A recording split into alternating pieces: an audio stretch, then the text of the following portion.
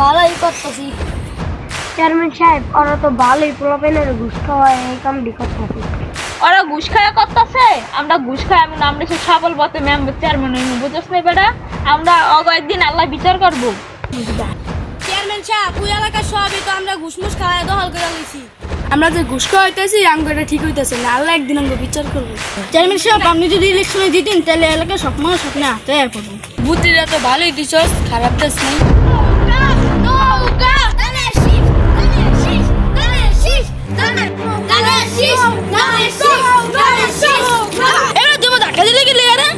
তুই দিয়ে আমার ধাক্কা দিলি।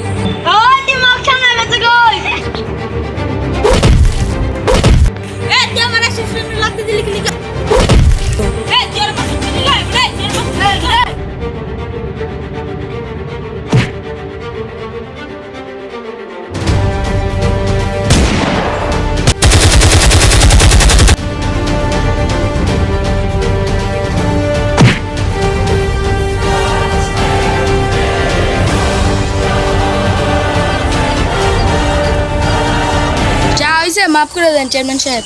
আমরা তো এক এলাকার মানুষ, একটু ভুল বুঝাবুঝি হইবেই। আসেন আমরা কল্লাকুলি করি।